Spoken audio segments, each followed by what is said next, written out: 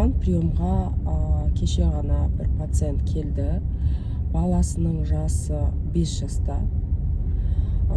Осы күнге дейін ата-ана әлі баланың диагнозын қабылдамаған. Менің баламда ЗПР дейді, да? То есть сөйлеу жағынан да, және де ойлау қабілеті жағынан да бала артта қалып жатыр. Но баланы именно ЗПР деген диагноз жоқ, понимаете? И айтады, менде уже надежда жоқ, мен білмеймін уже не істейтінімді дейді да. И мен тест жасадым. Тест расқа тест жасадым. И бұл тестта балада высокий риск шықты. То есть бала мүлдем сөйлемейді, мүлдем көзге қарамайды. Анаға айтқан бірнеше рет балаң расқа ұқсайды деп, бірақ ата-ана мүлдем қабылдамай қойған.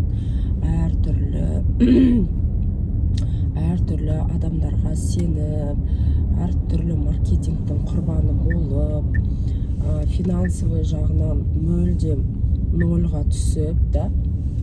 И сол моментте, қазіргі таңда, на данный момент, біріншіден ата-ана мүлдем сенбейді, что идет, что балада, что ешкім көмектесе алмайды, да? Ешкім көмектесе алмайды, разочарование полное.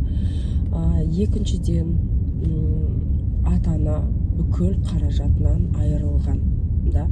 То есть қазір задержкасы бар балалар, әсіресе расы бар балаларды бізде өте көп финансовый ақшаны талап етеді. И бұл жерде, смотрите, біріншіден ресурс жоқ, екіншіден финансы жоқ, үшіншіден доверие жоқ, төртіншіден ана в замешательстве не жасайтын білмейді. Сондықтан мен 18-і болатын мастер-класста ата-аналарға ерте кезеңде осы расты анықтап, ЗПР мен ажыратып алып, егер балада действительно рас болатын болса, подтвержденный, уже бүкіл тестпен тексерген кезде балада плюс положительный шығатын болса, тогда біз балаға чудо емес, біз баланың қабілетіне қарата жұмыс жасауымыз керек. То есть бұл жерде менің не айтқым келіп отыр?